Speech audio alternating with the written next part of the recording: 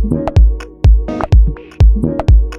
hell or high yields, we will survive. On the second day of this bloodbath, if you want to call it, we have Stephen Guilfoyle to brighten our day or teach us how to fight through it. Stephen, thanks for coming on the show today. Anytime, Olivia.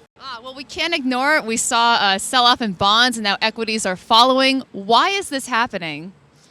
Yeah, I don't mean to belittle this, but this is not the end of the world. Yeah, today's about 1% to 1.5%.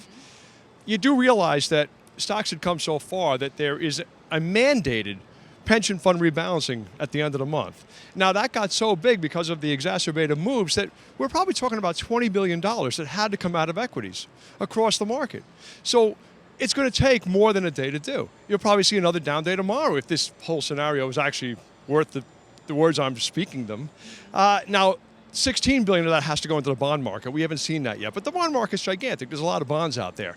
They could probably get that done in one day, or at least that's what I'm thinking. So I'm thinking we have this 3-day downside move, centered around the Fed meeting, centered around the State of the Union address, and we might see a little bit of a move into the bond market tomorrow. At least that's what I'm thinking. Oh, yeah, you can buy the dip or some Kleenex in the meantime, but you don't think the State of the Union can come at a better time? Is anything he's going to say tonight help lift markets after this 3-day period you're talking about?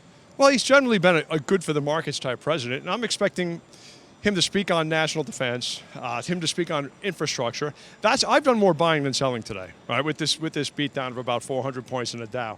I've been moving into my infrastructure plays like URI, United Rentals. I've been moving in creating bigger long positions in my defense plays, such as Lockheed Martin. I left Raytheon alone for now, but Lockheed Martin and Kratos Defense, which is an old name, I had to dust off because it seems like all the money ear-pegged for the future in that industry is really going to go towards missiles, fire control, drones, that sort of thing. So I think those are the 3 names or so that you probably want to have some exposure to going forward. At least that's where I'm putting my money. Some people are going to want him to talk about healthcare. And now we have this, which has been the hottest sector as of late, but now we have this deal with Berkshire Hathaway and JP Morgan and Amazon going on. So are we going to see a rotation into something else? You know, I wouldn't mind if we did. Healthcare is not one of my strongest sectors. I think my followers would know that. I have very small positions from time to time in healthcare, but it's not a name I've traditionally traded well, and it's a name that hence I have avoided. Speaking as a self-employed man, I don't think the healthcare situation could get much worse for those that rely on the ACA. So I welcome any kind of change to the healthcare structure that this country currently functions under.